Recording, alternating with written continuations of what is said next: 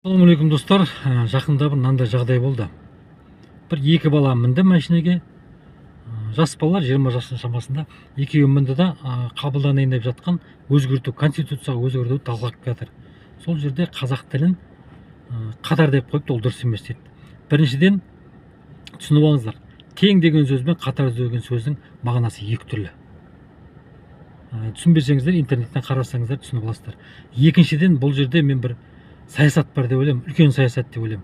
Бұл бір саясат деген бір тартылып тұратын бір андай бір жіп балада киім деген сондай деп ойлаймын, үлкен саясат. Қаттырақ тартып жіберсең өзі боласың, босатып жіберсең босатып аласың. Ол да қауіп, екеуі де қауіпті деп. Сондықтан бір баланс ұстап тұру үшін үкімет осындай қадамға барып жатыр деп ойлаймын. Ол бір.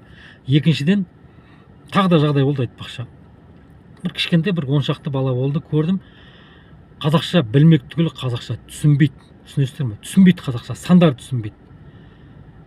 Бұның ең сорақы мәселесі қай кезде болады? Ертең бір 30-40 жылда осы балалар өсіп билікке келеді ғой. Вот сол кезде мәселе болады.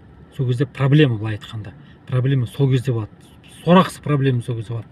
Сол болмау үшін не істеу керек? Менің ойымша, біріншіден сол баланың ата-анасы балаға қазақша үйрету керек. Қазақша білмегендеріне намыстану керек. Жүрген жерінде қазақша сөйлеу керек, әсіресе үйінде. Сосын әркімге әр жерге барып видеоға түсіріп, сен неге білмейсің, неге қазақша жауап бермейсің, өйтіп ешкімнің мазасын алмаңыздар, керегі жоқ.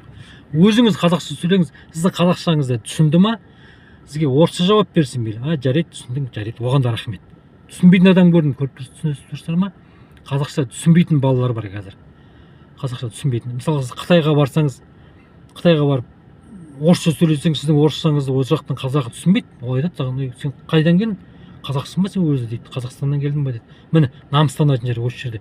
Осы нәрсеге намыстану керек. Ана Шыңғыс бабамыз айтқан, адам әлемді басқару мүмкін, бірақ бір адамды басқара алмау мүмкін деп.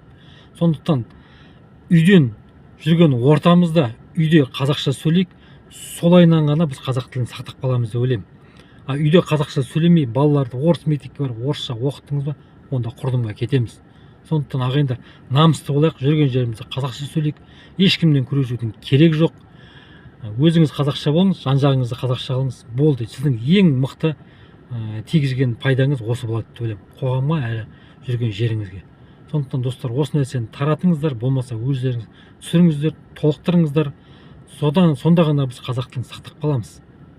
Осы нәрсені достар, қалай ойлайсыздар? Осы айтқаным дұрыс па, бұрыс па? Дұрыс болмаса, дұрыс емес жерін толықтырыңыздар.